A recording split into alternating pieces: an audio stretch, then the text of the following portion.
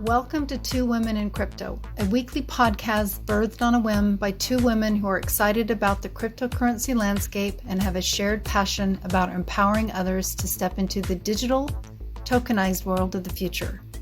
We offer tips, tricks, and our own individual insights as to how to begin to navigate this shift. We are not financial advisors nor experts. We are just here to encourage you to look at the possibilities. So welcome to the future. You're right on time. Good morning, Kelly. Good morning. Good morning. How are you today? So much better after how you greeted me. So everybody, welcome back to Two Women in Crypto. I signed on to our little video conference call, and Kelly had a TV, around her head, and she had a mustache. Man, I look good, right? Look good. Yeah, you looked really good. And, and I think you're a great newscaster. Thank you. I'm really considering, taking it on as a part-time gig. And in today's news through the cosmic threads, what's going on in the world? Let's start with cryptocurrency. Andrea, tell me. Oh, wait, hold on. I hear some noise in the background. What is that? Shelling? Oh, no, I'm sorry. Wrong thread. Andrea, what's going on in the world of cryptocurrency this day? Anyway, I was on it this morning. Sorry. I couldn't help That's it. Awesome. And it's like, what's not going on in cryptocurrency? I mean, I remember a podcast we did a while ago, and it said like the stages of adoption. And it's like, first they ignore you, they make fun of you, then they try to ban it, then they sue you, and then they adopt the whole technology. And, we're seeing this come to like fruition, right? I mean, we're all in agreement. Cryptocurrency is becoming part of our new financial system. It's here to stay, and as we transfer from one system to another, there's a moment of time where the average individual person can really increase their level of wealth. Yeah, absolutely. And that time is now. Yeah, and it doesn't mean that the market's not going to go up and down. And, we're living in really volatile times. There's just so many things going on. But, at the same time, when I think about being in war and what happens during war and what happens after war, usually currencies goes into a state of hyperinflation, correct? We could see that through World War I, World War II. And after each war, we also get a economic reset, a financial reset. And we see the IMF and we see the Bank of International Settlements. And, we're going to get into it a little bit more, but we're getting closer to a financial global reset. And, it was really interesting. I didn't even, keeping on top of the news like all week long is insane. Like last night, I found an article that was posted yesterday from Volante Technologies. Do you remember them? Remember the name, but remind our listeners. Volante Technologies has been partnered with the Federal Reserve Bank since 2015 for cross-border payments for their Fedwire service. Okay. Volante has been partnered with Ripple since 2015. We know that Ripple, we know that Ripple's been partnered with the Federal Reserve Bank. We have posted all of these articles in our podcast. Yep. So here's the question. Volante does like $2.2 trillion worth of transactions, I believe, a day. They're huge ecosystem. So, it's just something that we want to be mindful of. I did read, if you go to Fedwire, they were supposed to go live in 2024. They changed the date to an entire year earlier to 2023. Yeah. So adoption is coming. When you look at you go to Volante, Volante, and I think I sent you that article like probably late last night. I just came across it right before I went to sleep. And again, it's fascinating to see all of the different news and again, like just the adoption of all these new technologies, like moving forward, and how they've been partnered with these fintech companies. 2015 is what, 7 years ago? 7 years they've been building, they've been building the new infrastructure for a new financial system. It's exactly what they've been doing. So interesting. Yeah, and you get into the esotericness of that whole thing, and it makes perfect sense as to why it's beginning to, whether you see it or not. And of course, this program is only for your entertainment purposes. It's never financial advice, but if you look at it from that, it's, and whatever's going on the world stage, and you really wonder what is happening behind the scenes. And 7 years for that to really have begun 7 years ago. And here we are now. It is a really curious timeline for me.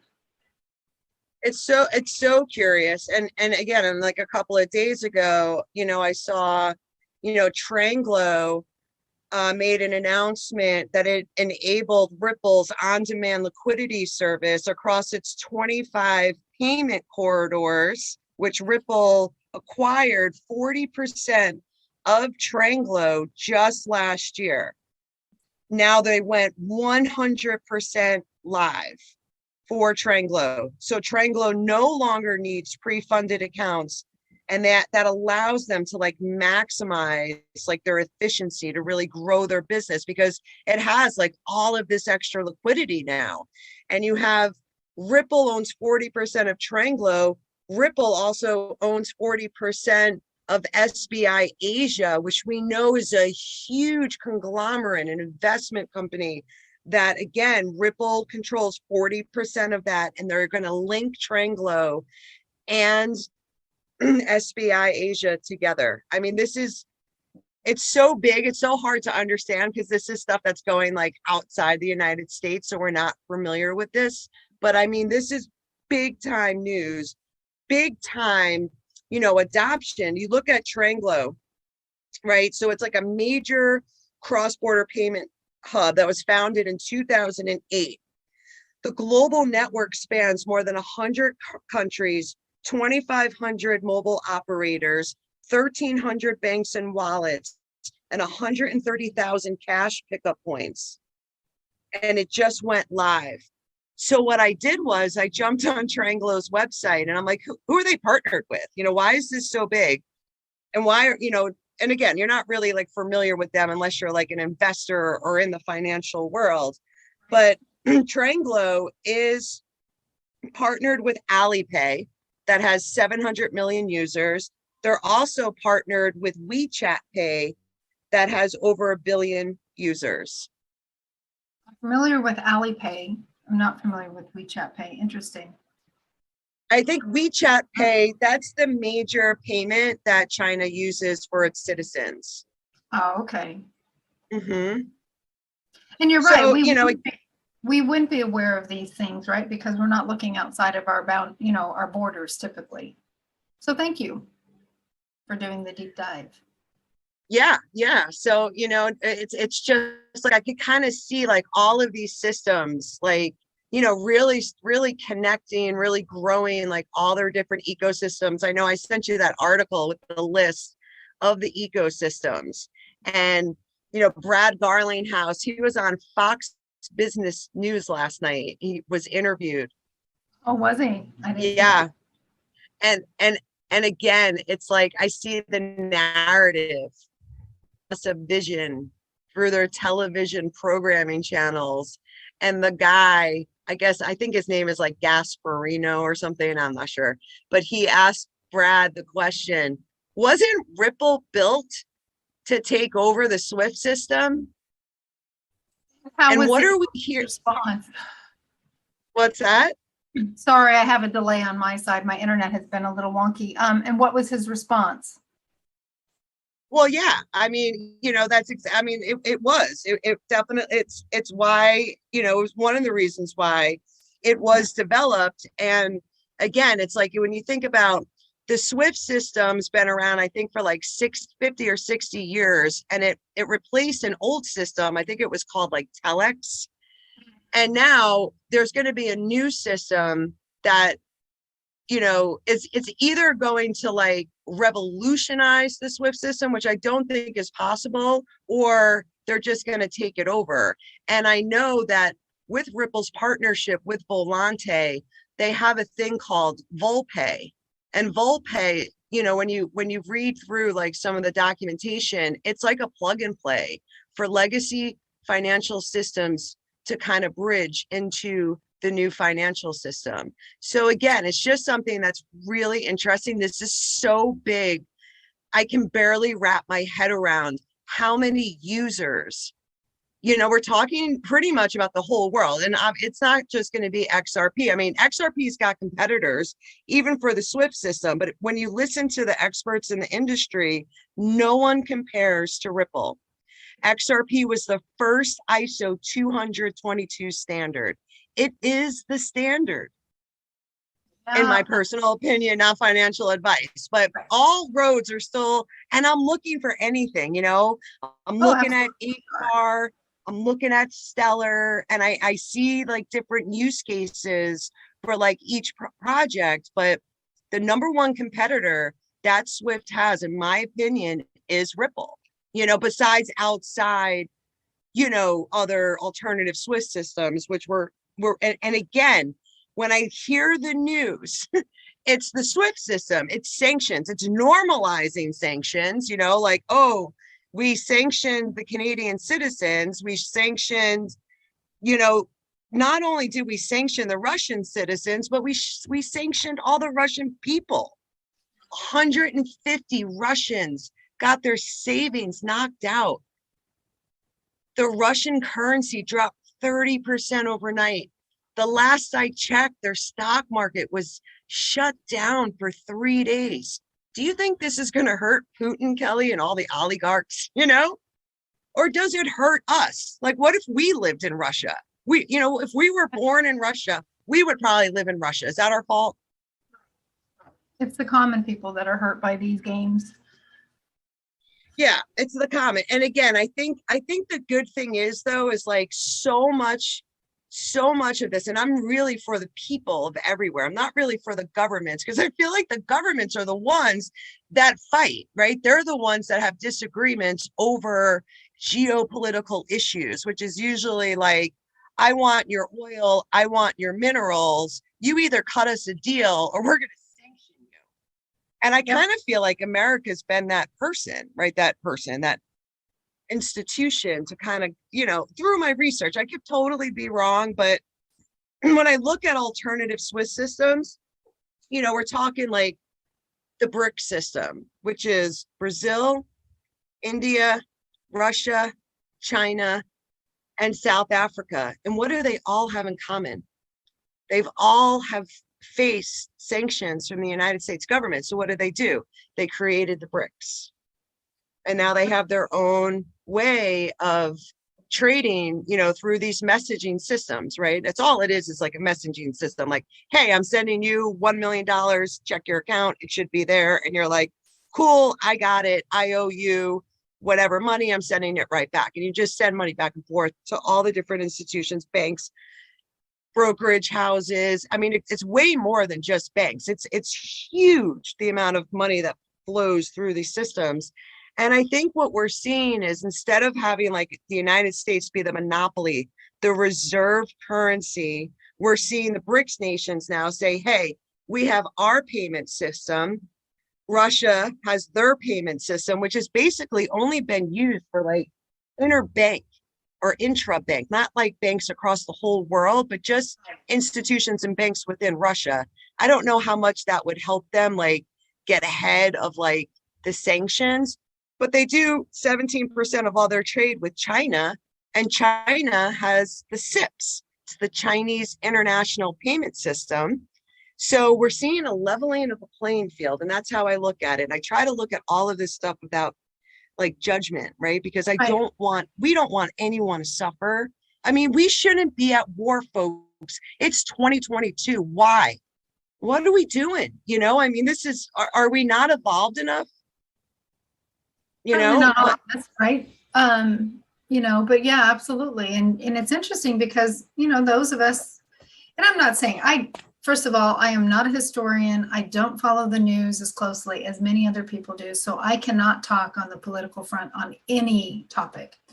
But I do think that it is interesting if we could just take a few minutes and zoom out and try to take a look at it through multiple lenses as to what's really happening and why in a way this war is so important, because there's so much that's going to happen, be put in motion from whatever's being, whatever truly is taking place. yeah, no, absolutely, absolutely. And and again, like, I don't know anything about history, but I do know something that I've done over the course of my research, and that's I follow the money. I don't really listen to what they say. I just follow the money and I look at what happens, because like Rowan and I as a family were personally affected. Like, Rowan's got a dear friend that lives in Russia. So I made sure she downloaded a decentralized app. And if she needs money, Rowan and I can send our friend money. If she needs money, we can send her money. We've never really been able to do this on such a large scale. And now we can, because of cryptocurrency. So again, when we hear people talk about, oh, Russia's gonna do its global trade, in cryptocurrency or Bitcoin, just look at the Fox News, Brad Garlinghouse. He just spoke yesterday. Like, cryptocurrency, what's the market cap? About 2 trillion? Russia does like 50 million a day. There's no way we have liquidity for that.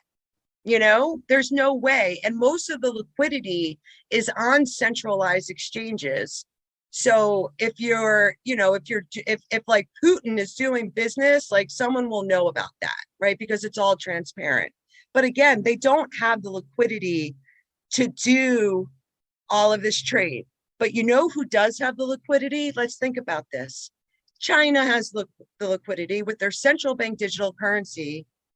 And we're going to watch this, because there's really, we have all these different systems. All of them aren't as like efficient as the SWIFT system right now. I mean, maybe Ripple, and we're seeing Ripple, they're getting more and more news talking about the SWIFT system. Gary Gensler, he was on TV, and he actually said, we have to sue through litigation all these cryptocurrency companies, and we're not going to win them all. Isn't that great? And then YouTube, like, find something else that he talked about, like, maybe a year ago, and I don't think they hardly ever lost a case. Right. So, and they asked Brad, was Gary Gensler talking about Ripple, saying you're not going to win them all? And Brad looked super confident. Oh, I'm sure he did. He best looked confident being up on that stage and being that face. Yeah. Wow. So, and it's really interesting. And I followed there's 2 lawyers that are really like following the case. And it's John Deaton and Jeremy Hogan. And so I guess apparently John Deaton was a holder of XRP before the lawsuit was dropped. Okay. And since he's a lawyer, he looked up the complaint, and he's like, no, he was pissed. So that's why he got involved. And now he represents over 65,000 XRP holders.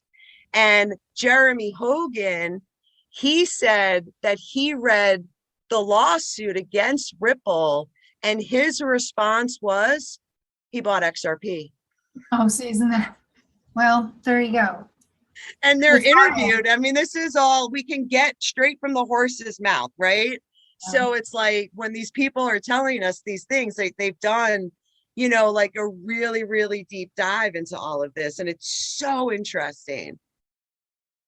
And again, it's like, the discovery ended on the 28th, the last day. All expert testimony is done. So now Judge Netburn who has been assisting Judge Torres, she's the one that goes through like all of the evidence. And okay, so let's go through all the evidence, but you've asked the SEC over the last 9 to 10 months to hand in 63 emails from your Bill Hinman conversations and emails. 10 months, the judge has been asking the SEC to turn in these emails. They didn't do it. They never did it. They didn't do it. The judge asked, how many times is the judge, there's no contempt of court for these people, right? They didn't do it. So now the question is, well, what's in those emails? Why won't you hand in those emails? It's so bizarre. So the big like kind of joke on the street in the XRP community is like, is Gary Gensler going to hand in those emails? No. So it looks like settlement is coming. It still could take months, but the fact that everyone should listen to this interview on Fox News. I'm not a huge proponent of this, but like of Fox News, but Brad Garlinghouse is telling the American people, look, we met with Jay Clayton. We met with all the people at the SEC, over all of these years, over the last 8 years, no one ever said that XRP was a security, until now. Like, so now all of a sudden it's a security, but you're not giving us these emails. We have conversations on record. We have been at the SEC, like there's, I think there's notes with Roisman, I think his name is like Elad Roisman, and he worked for the SEC. And I think he was one of the chairs. And like he sat down and talked to Brad Garlinghouse, and they agreed it's not a security. So I think that, again, we can speculate, right? But like maybe all of the ducks are getting in a row, right? XRP will be the most scrutinized, looked at digital asset. What important role will XRP serve in this new like financial economy? I mean, we're gonna find out, but like it's so interesting. It is interesting. And of course, I haven't done the deep dive like you have, but it is really fascinating when you continue to paint all these little pieces, little pieces of the puzzle or the game board or what have you. It does make you wonder really what is the ultimate storyline here. To have they have such a target on them. Right. And that was the other thing the newscaster said, why you have such a, it's kind of like, he kind of said that, like Ripple has such a target on them, but they never ever say anything about problems with your actual system. Right. There's something. Never about the technology. It's never about any of that stuff. Something on. Moving on. So another fun fact, and there's been a lot of news, and I'm sure a lot of people have seen it about, we banning cryptocurrency exchanges right now, for everyone in Russia, I believe. And I know the vice prime minister of the Ukraine asked that all major cryptocurrency exchanges be blocked to all Russian users. If I was the leader of a country and I was getting like infiltrated by another country, because I'm a human being, I wouldn't want the other country's people to suffer, because we're all one and we're all connected. Like that's, and I think like the more we can change our minds and stop normalizing war and economic war, right? Because if I don't drop a bomb on you, but I freeze your funds, I'm still, how are you going to eat? How are you going to pay your bills, right? So again, I know Senator Warren, she wrote a letter to Janet Yellen with the Treasury, urging her, like, we have to do something with all this nefarious activity and like the agenda for traceable digital currency end to end, like just really just, she wants a central bank digital currency. Like, let's just face it. She would be psyched if digital currencies didn't exist except for central bank digital currencies. Of course, yeah. You know? So John Deaton, when she tweeted it out, because, you know, on Twitter, and John Deaton, who's the lawyer, right, of all XRP holders, he tweeted underneath Warren's tweet, and he said, this is fantastic. Never let a good crisis go to waste. Use war and human suffering to promote an agenda. This could never pass in a crisis. He also said millions of donations to the Ukraine have been done. Crypto has done more for freedom in 20 years than Warren's whole career. Snap. Yeah. You know, so again, it's like when you just look at all the different economic activity, all the different things that happen, it's the average person. You know, look at like the amount of people in Afghanistan. You know, after all of that, you know, we just forgot about them, right? So like all of that happens, and it's like 50 to 90% of people are like food insecure. It's, the numbers are outrageous. And in cryptocurrency, we can help, right? Because when these countries go and like they asked Binance, you know, they wanted to ban crypto, and Binance, the CEO said, to unilaterally decide to ban people's access to their crypto would fly in the face of the reason why crypto exists. Exactly. You know? And it's like this, I try to look at it like, well, what happens when the United States gets in bad standing with these emerging countries as the United States gets de-dollarized as the world's reserve currency? And if you think that it's not going to happen, let me tell you something. There's a video that came out. There was a 3-hour hearing with the Congress with Jerome Powell. And he basically said, in his words, yeah, well, you know, there's going to be more than one world reserve currency. That's what he said. I have it on video. I think I shared it with you. So it's like, we're moving from one system to another. And you know, we're going to keep an eye on that, because I mean, it's exactly what we've been saying. It's exactly, and again, it's like, we don't have that crystal ball. We're not like seers where we could see, but through research and what the companies tell you on their websites, you can kind of, you know, you can speculate. Okay, maybe it's Stellar, or maybe it's Hedera. Okay, I own all three, right? So. Right. Yeah. Exactly. I think if we can all just zoom out, and if we're really, really willing to look through the fog, we can begin to draw the lines. I mean, how can you not? I mean, we're doing it right here in this conversation. Yeah.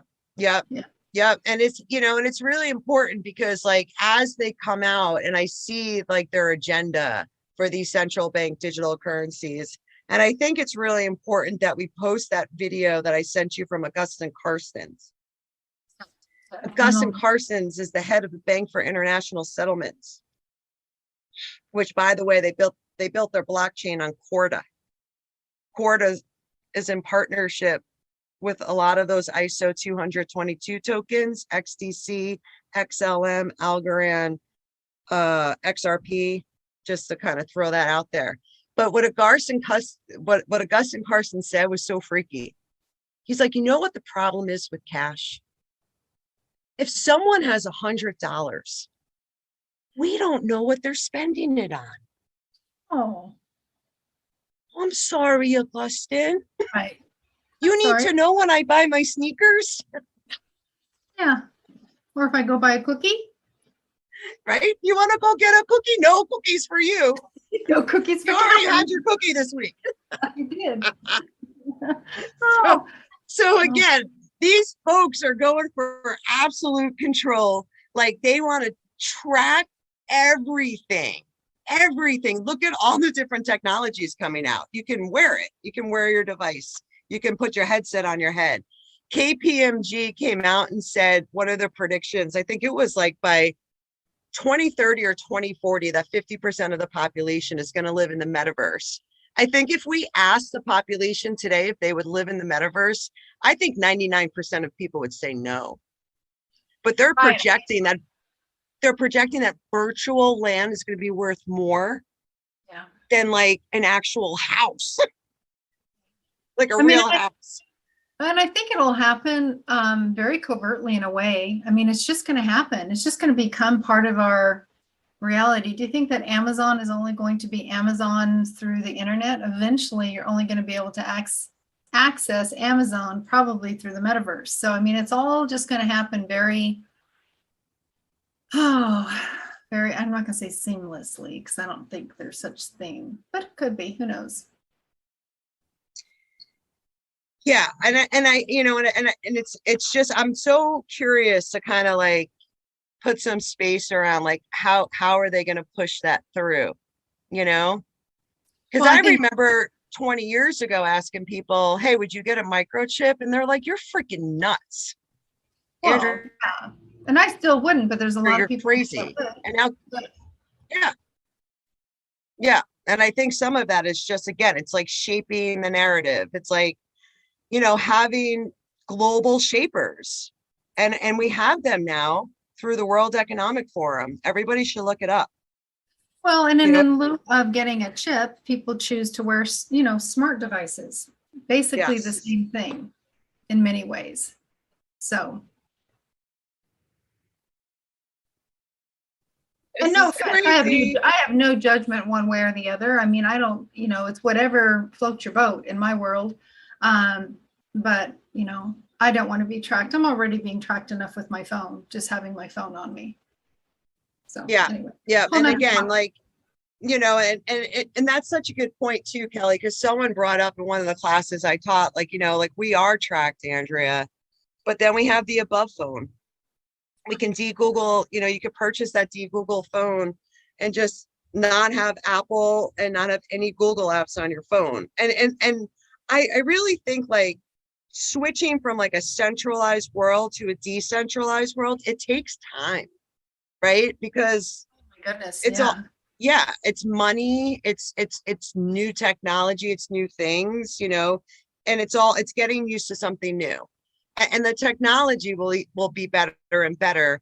And even like I reached out to my friend who's he's like the head developer for a company called Float, and they do like a censorship-free social media platform. Everybody check it out. It's FLOTE, and they're really starting to build out their ecosystem as well. And it's like, and he said like, Portal's just not there yet.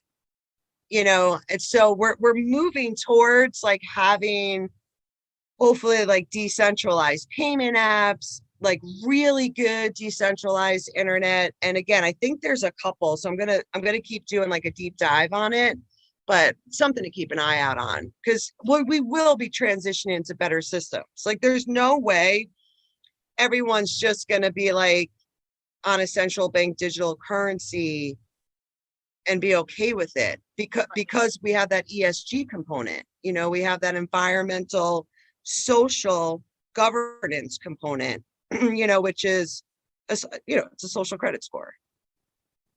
Yeah, I mean, that's what it is. And again, it's like they're changing everything from within, so it's hard to see because they're not really talking to us about it. They're just doing it. Yeah, and that's exactly what's happening. They're just putting the structures into place. Yep. And again, I think we're it's going to be bumpy, but we're going to move into like this beautiful new system. It's going to be great. It's going to be great. Have you ever checked out like The Fourth Turning? Oh yeah, oh yeah, absolutely. I've been a big fan of that book. I have it on audio and I have the book as well, and I highly recommend it. I've listened to it a couple of times. I think it's one of the most important reads or listens that we could do in this moment of time. I agree. I totally agree, because it's really it really gets you to think about and look at things from a certain perspective of like 20-year cycles, and each 20 years you're in a different cycle. And the cycle that we're in right now is unfortunately crisis, but after the crisis we rebuild, as a nation. Like we come together, because it's like through crisis we all gather and unite. Like we could see how, the truckers have united, right? And we're starting to see more and more people unite, and then we're going to steer the ship into like an even better system. So it always looks like there's all these different possibilities and avenues, but Yeah, we've talked about the fourth turning a couple of times in our podcast, and I know we did last week as well. I'll put a link to it, and I'll also put a link to a YouTube video that gives you a pretty high level look to give you the feel for it. It kind of encapsulates the book, but the book itself really does a deep dive, and it's, to me, I think that's what's so exciting about this, because every day we're living history, because we are really going through it, right? We're going through hard stuff, and I am not making light of any of it. It's difficult out there. It's difficult in all facets. Yeah, we have no idea. We honestly have no idea what's going on. We only know what they tell us. Right. We don't know. We don't know, but we do know this: people are suffering, and it's because of governments. Yeah. Yep. So, and that's what I focus on, is just knowing that, these wrongs have to be righted somewhere. And so if I can just hold that this fourth turning we're in will begin to create something new and spectacular. It has to. That's where we're at. It has to. Yeah. And it usually does. And there's like, even within like our fourth turning, like, we're in this like 20-year cycle where it's like a crisis point. And again, it reaches a point where everyone distrusts like the government systems, the monetary systems, like all these systems just fall apart. And then like we redo things, right. and then we go back into like, more artistic, creative kind of, new 20 years period of time. I definitely want everyone to check it out, because during the crisis, they say it's like people get like this feeling like a civic duty to make things better. So right, I'm really looking forward to it. And I think it's really important. And to me, it doesn't, whatever your belief system is, I just think it's important for everybody to question. Just question everything that you're being shown in the news, regardless of what your viewpoint is. If you can even detach yourself from your own viewpoint, your own lenses, and just question it. That's it. I don't know what's right or wrong. I don't know what's true and untrue, but I know that I can sit back, observe it, and question, what is the storyline? What's really real? I mean, we know that, like you said, and we can move on. At the end of the day, we know that people are being affected, and that's what I know to be true. Yeah. That's and looking at like history and like patterns and agendas and what happens after a war, we get a great reset. I mean, every time. That's how Bretton Woods, we talked about it.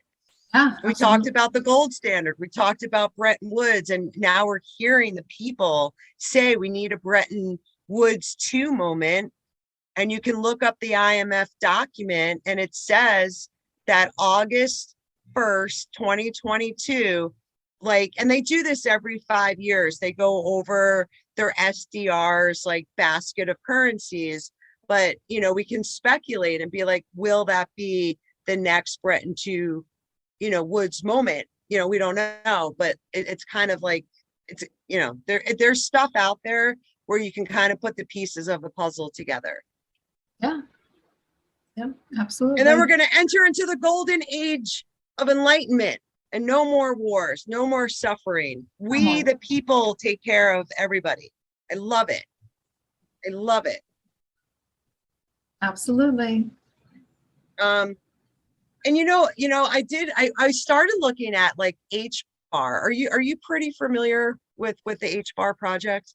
Well, you're the one that has really kind of brought it into my sphere. I've really been looking at it more and more closely, but probably not the deep dive that you've done looking at it. I know you've encouraged me to consider adding it to my portfolio, because we don't tell anybody what they should go out and buy. But yeah, so tell me, what were you going to say about HBAR? I found it like really interesting. Like, they're so new. Like, they're definitely one of the newer companies, but they've processed more transactions than any other blockchain. Really? Yeah. Yep. And they're 10 times faster than any other blockchain right now. So it's like, when I think about like, NFTs and the non-fungible tokens and how they're really going to be like the building blocks. This isn't just about like the metaverse, but it's about the building blocks for tokenization of all assets, like real estate, medical, financial. Like if you own a company, like everything is going to be tokenized and put like on the blockchain. And it can also be like a better Swift-like system. But again, I don't think that it'll win. Maybe if they developed it like 5 years ago, but their partners are Google, IBM, LG, Boeing. Like if you look up their partnerships, they're carbon neutral. They have predictable gas fees. I mean, I believe they'll be one of like the major leaders like moving forward. Here's They a really question. have a, what's that? Here's a question. When you talk, does this have anything to do with like ownership? And I may have this wrong because I'm still learning, of the nodes, like owning nodes. Is that part of what HBAR is? And is there such a thing as owning nodes, or am I just dreaming things up? Can you No, own so I don't think you can't really own a node, right? So you're using your computer. The node is like the security, right? So the more nodes we have, the more secure and decentralized we can make that system to create like a really significant like network effect. Okay. Yeah, so that's how I look at nodes. I think when I look at like HBAR and XRP and XLM, I look at like they're like the railway systems, right? Mm-hmm. And like Ripple itself created RippleNet, right? So RippleNet is the company that can provide the new Swift system. XRP, that's just like, you're transferring money. So highways, byways, railways, like that's how I look at like, you could send XLM, Algo, XRP, HBAR. Yeah. So that's how I try to look at those. And that's why, like, when Ripple as a company, when they say Ripple is a security because XRP relies solely on RippleNet for value, well, that we know that's not true, right? Because Ripple can go out of business and XRP is still in existence, right? Because it's a cross-border payment. It's a virtual currency that we can use to exchange value, whether or not Ripple exists or not. And so it's just, it's really interesting just to see that kind of argument. Well, still makes me think I need to go in and take a little bit closer look at HBAR. Again, ding, ding, ding. Do you have the chart up to see what it's trading at? HBAR is trading right now at 21 cents. Yeah. Yeah, I mean, and I've been watching it. It's anywhere from 21 to 22, 23 cents. I mean, everything's just kind of bouncing back and forth. I mean, we know that we're going to have an explosive move here at some point because everything just continues to just do, these big up and down moves. Not big up and down moves, just this trading range. So it'll be interesting to watch. I think March will be explosive mid-March. Yeah, it's interesting too, because mid-March is when Jerome Powell is going to raise the interest rates. I mean, we had a great jobs report, so that was like really good news. But my concern is like whenever we go into war, the countries usually go through hyperinflation.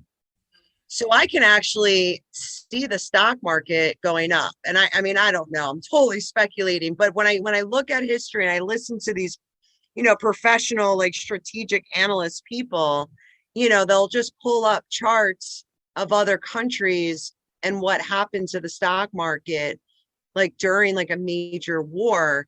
We have to print more money. Like, think about how much money the United States is going to give Ukraine to support their government, to defeat the Russian government. And what does that do for us? I mean, think about oil. I think oil shot up to, what was it, like almost $115 a barrel? Yeah, I watched the oil futures at the very beginning and then I kind of looked at it. I've been really watching the metals though. And silver, if you take a look at silver's chart, and there are many people that think that silver will be, I mean, it's trading right now at 25, but if you look at the chart, there's obviously a great deal of support coming in for that particular metal. And there's also thoughts that copper will eventually create a big holding as well. So I've been looking at copper as well. And that makes sense because you need a lot of copper, and you actually use silver for building like sustainable energy and things like that with electricity. And absolutely, that makes a lot of sense. That definitely makes a lot of sense. Oh, and you know what kind of went under the radar too was JP Morgan actually launched their cryptocurrency. Throughout all of this in the past week, they went live with JPM coin. I did see that. You saw that? So it's not for like retail customers, but like it's for like instantaneous transfer of payments between institutions. And they created their blockchain is called Quorum. So it's very centralized just for institutions and banks. But it's really interesting to see, JP Morgan was so against crypto and now they're in crypto. And on the IMF document, I think I sent this to you. We should try to pull it up. The IMF laid out like cross-border payments, and it says JPM coin, XRP. So maybe XRP is next. We just had the announcement.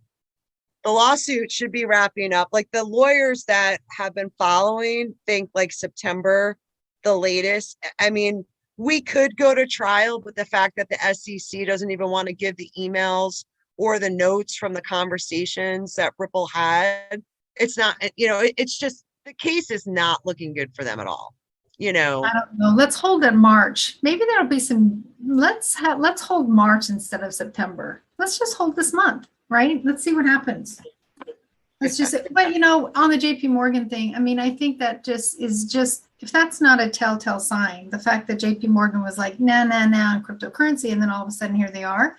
So you don't think that over all these many, many months and years that they've been building out, just getting ready. I mean, yeah, we're not into it. Don't invest in it. But, okay, now you can. Here we are. Whatever the case may be. It's all just so very curious to me. It makes me rub my chin in curiosity. I know. So curious too. And like, you think about, Larry Fink of BlackRock and, and how he talks about cryptocurrency, even though they're building like a trading exchange platform. And, they're one of the biggest investors of MicroStrategies. Did you know that? No, BlackRock invests like 7.7% in MicroStrategies. And for people that don't know, like look up Michael Saylor. He is like the biggest Bitcoin maximalist like ever. So again, it's like I always follow the money, and then you can find out what's really going on, in my opinion, because everything runs on money. The world runs on, I hate to say it, but it's like, it's the same thing. We shut Russia's oil down. What happens? We'll probably have a global depression because the world runs on money, and we need the oil. Then we go to the gas station. Now gas is $7-8. And it's like, well, how is, what are we doing? Like it hurts everybody. It's just a bad thing. Yeah. But it's just so interesting. Oh my God. And then Brian Brooks, they asked him a question about the Ripple lawsuit case too. And he was like, if someone brought me this lawsuit, and Brian Brooks was like the former OCC comptroller of the United States currency. And he was like, the lawsuit would have taken 15 minutes, like pay your fine for doing X, Y, and Z, and like go do business. Yeah. Get on with your lives. Get on with our lives. Yep. It's with our lives. Fascinating. It's fascinating. So, but like I said, I mean, I really think we're going to be getting some serious standards coming.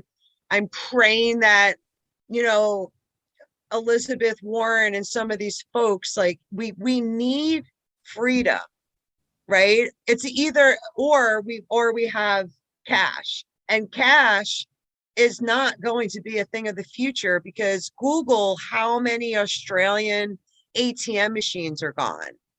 All over the world, ATM machines, like thousands and thousands of ATM machines are just going away.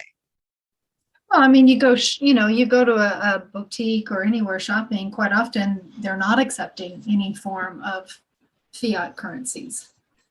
You know, we're only accepting card, period. Right. People So, don't cash. yep. So I'm just, I'm just looking at my notes. I kind of almost feel like we almost touched base on like almost everything, but I wanted to mention too, like, did you see like in the beginning of the week when the crypto market was like going up while the stock market was going down? Right, which was really interesting to watch. It's like so fascinating because like we're all waiting for that moment of time for cryptocurrency to decouple from the traditional trading markets. And we had like a blip. Yeah, and it's also interesting because, I mean, how much longer is it going to be where, you used to have these major swings, and I think you're going to see it still for quite a while longer, especially in the altcoins, but how much longer will Bitcoin have those huge swings? I feel that it's going to become a more stabilized piece to the market sector. And then these other altcoins and things, I think, will continue to swing pretty heavily. But I think Bitcoin's going to, no longer do those 80% daily swings. No, I totally agree with you. And it makes sense that there is so much volatility. I mean, think about all the disruption, the chaos, like, Sure. the old legacy banking systems. And like, I mean, I almost like to think about some of our governments as being like these old legacy systems. They're trying so hard to get control.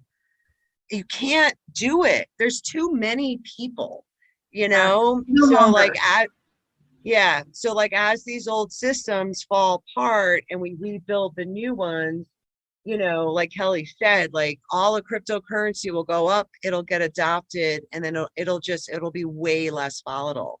And that's why, like, we have to have that mindset of I didn't lose any money because I didn't sell anything, right? I didn't sell anything.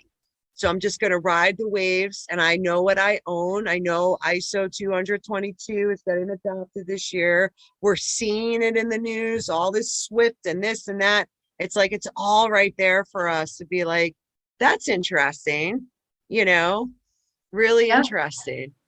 But all those people that purchased some of these coins that have been really in the news, like SHIB, kind of at the height of the market, they came in because all of a sudden it was all over the news.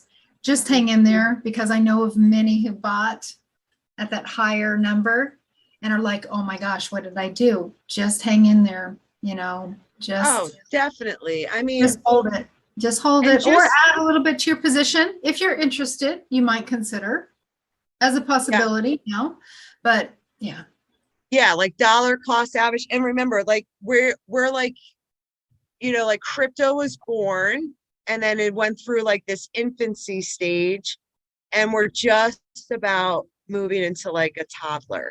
Like we're still so early. I mean, we're talking about changing our entire economy, the way the financial systems work, the way that we trade, global supply chain, insurance, how we buy houses, legal contracts, like everything is going to be disrupted by this technology.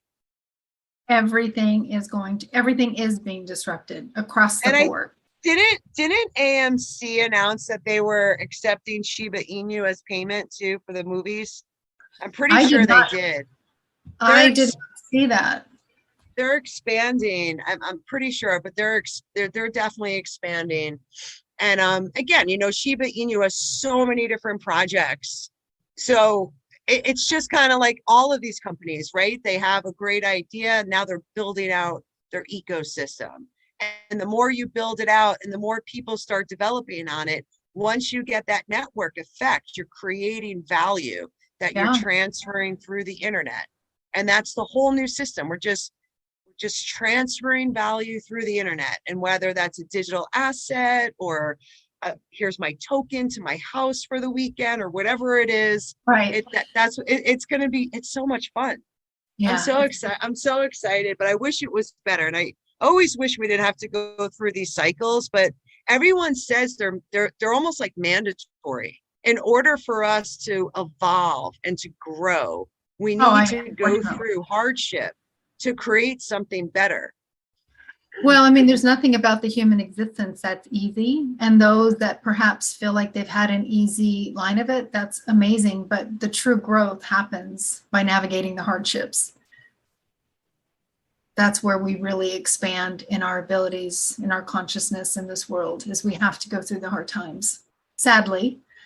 I mean, can you imagine what the world would be if it was all, you know, sunshine and roses all the time? There's no opportunity to really dive deep. So here we're in we're in that amazing opportunity to really dive deep.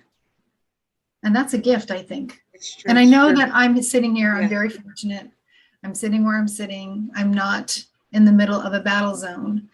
And I recognize that. So I'm by no means am I being flippant to the heroine or the hero's journey, because it's all very real in whatever thread you're in. Yeah. And again, if we can learn from this and stop this from happening, from moving forward by having like fair governance, where it's not like stakeholder capitalism, what Klaus Schwab is saying, but a government for the people, by the people, you know, like on the blockchain. So it's transparent, so no one can cheat.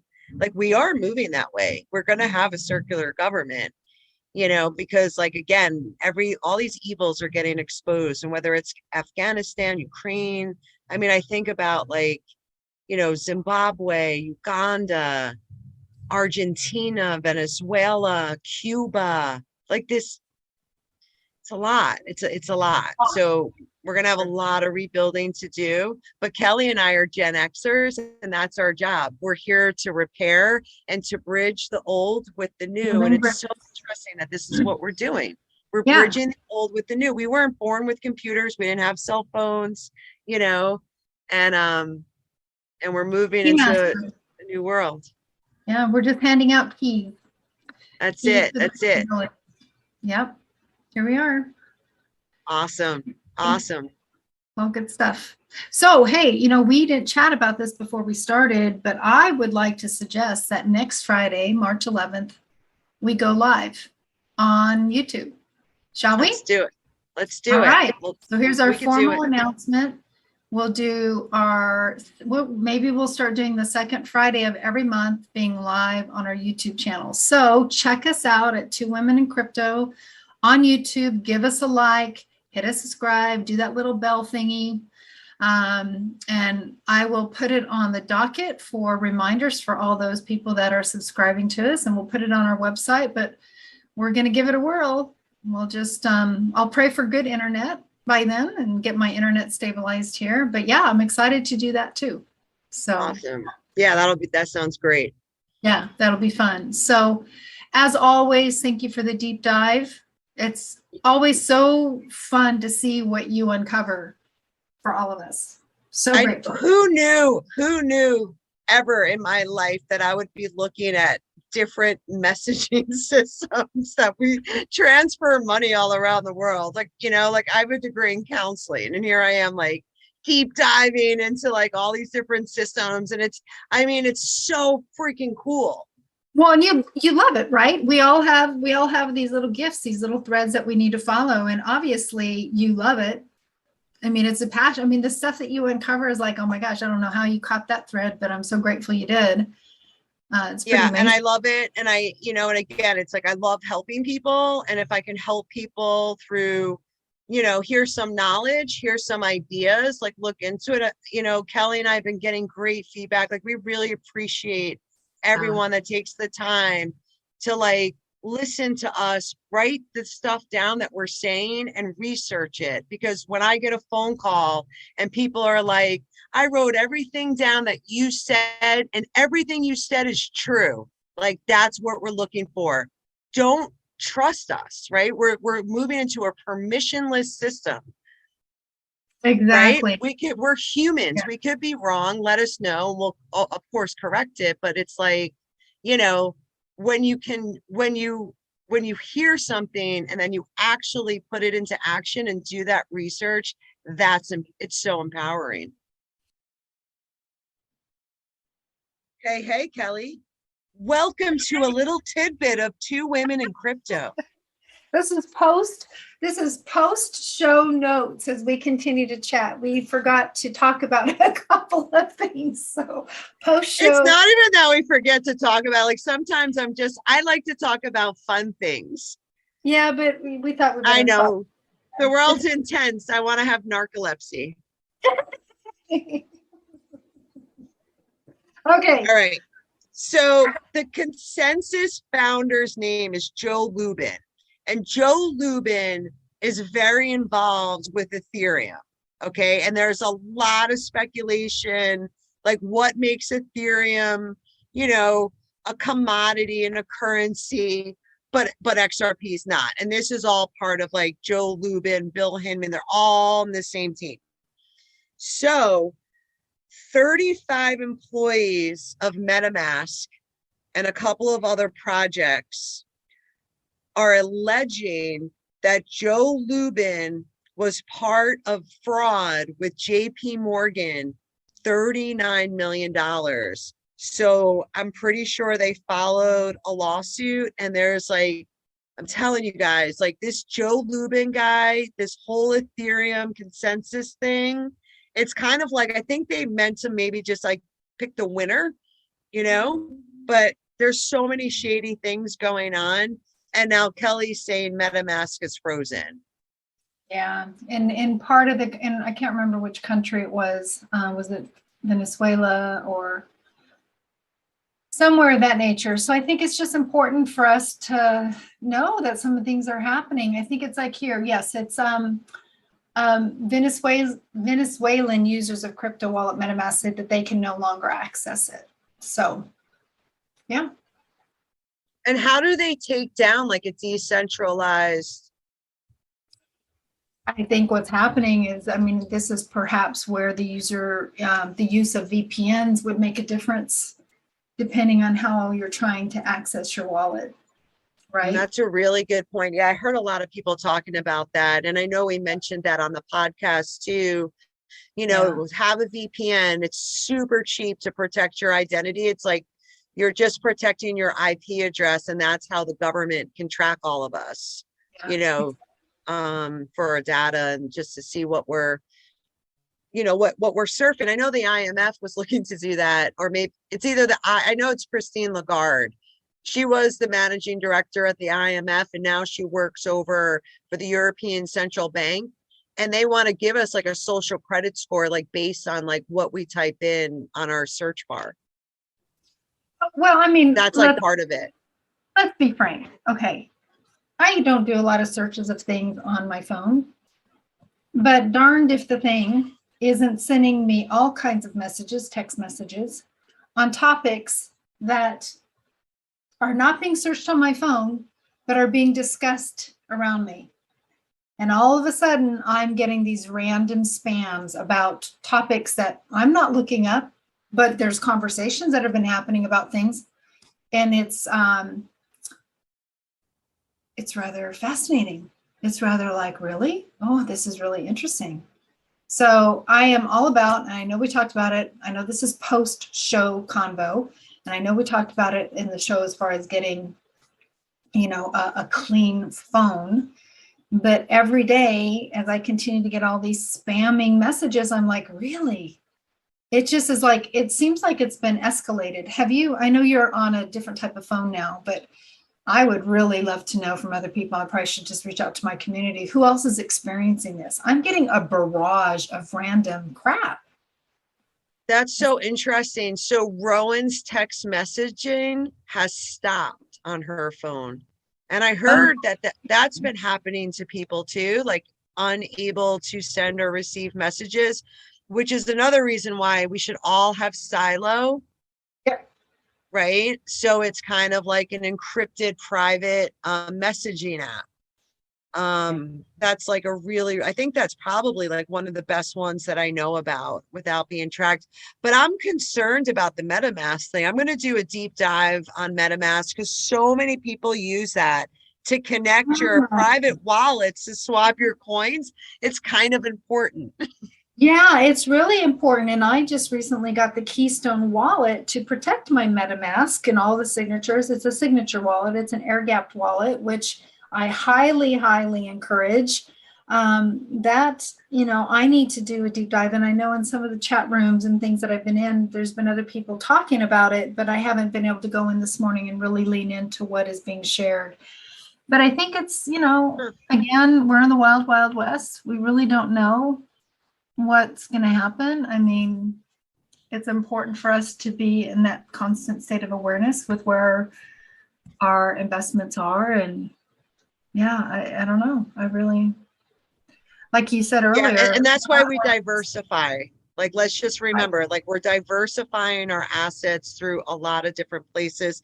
And I even heard the president of El Salvador, like, he came out and said, he's like, El Salvador, we stand in freedom. And like, as more Western developed countries get more and more like dictatorship, totalitarianism, technocracy, pick a word, there's going to be countries that pop up that like, hey, come here and be free.